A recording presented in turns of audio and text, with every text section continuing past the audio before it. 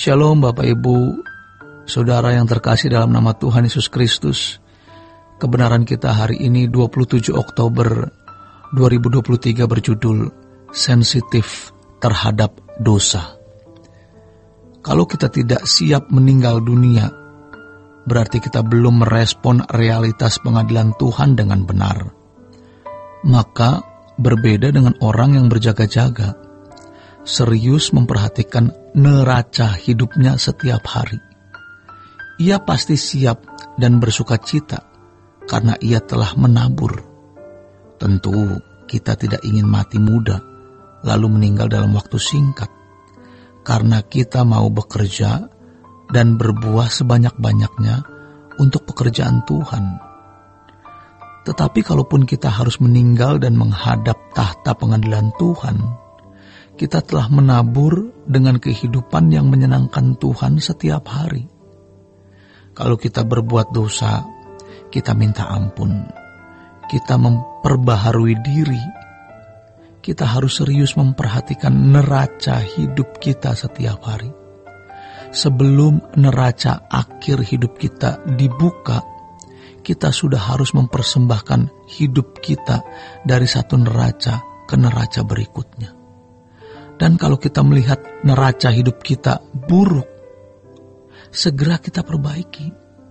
Dan itu harus menjadi kegiatan hidup tetap, kegiatan rutin, sehingga tidak ada dosa yang terlewatkan yang masih melekat di dalam diri kita. Supaya kalau kita menghadap tahta pengadilan Tuhan, kita siap.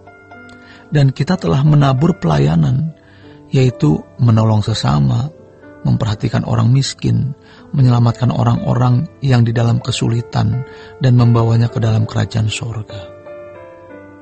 Dan mestinya apapun masalah yang kita hadapi, kesulitan, pergumulan, persoalan dan segala kebutuhannya tidak mengganggu usaha kita untuk melihat neraca hidup kita setiap hari.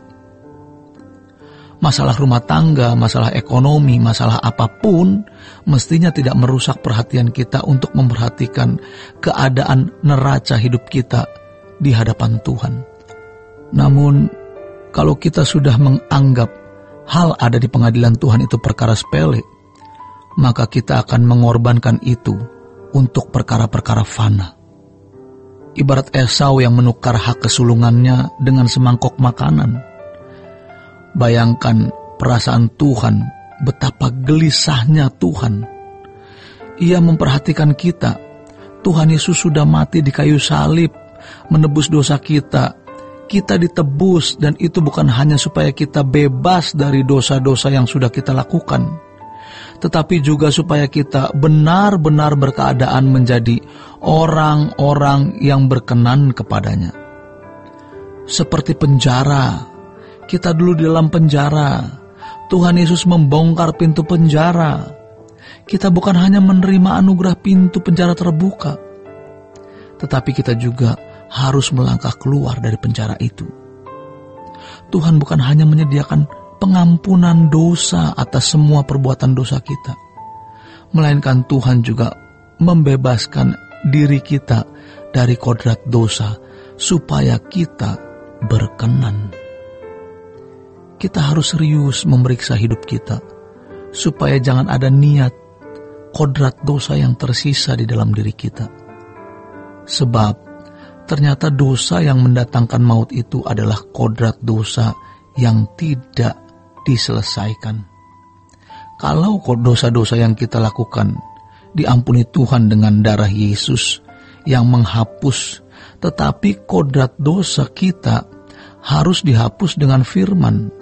Yohanes 17 ayat 17 mengatakan, kuduskanlah mereka dalam kebenaran.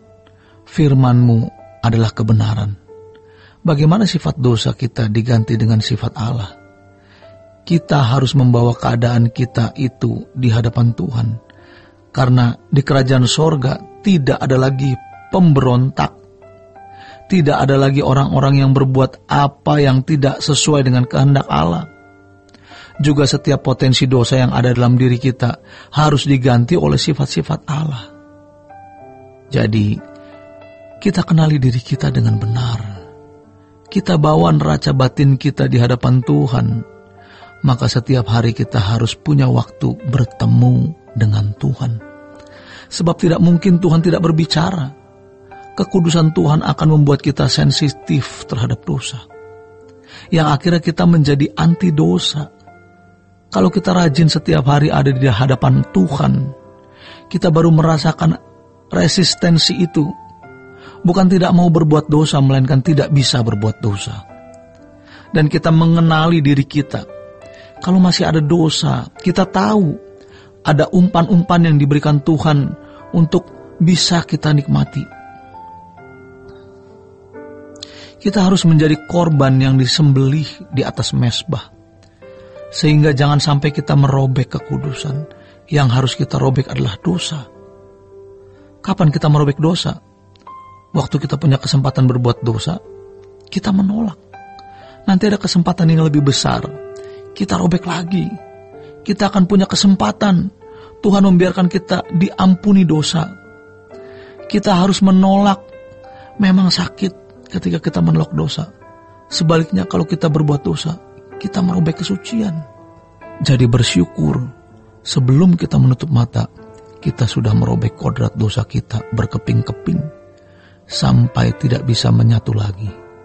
Ingat kalimat ini, Tuhan memberi keadaan atau mengizinkan keadaan untuk kita berbuat dosa. Kita harus menangkap proses ini, sebab dosa dalam arti kodrat tidak bisa dirobek tanpa penyangkalan diri. Kalau kita punya kelemahan berjudi, kita punya kesempatan nantinya. Kalau kita berkata tidak, kita merobek dosa itu. Namun kalau kita berjudi, kita merobek kesucian. Demikian kebenaran kita hari ini. Selamat berjuang merobek kodrat dosa dalam diri kita. Tuhan Yesus memberkati. Sola Gracia.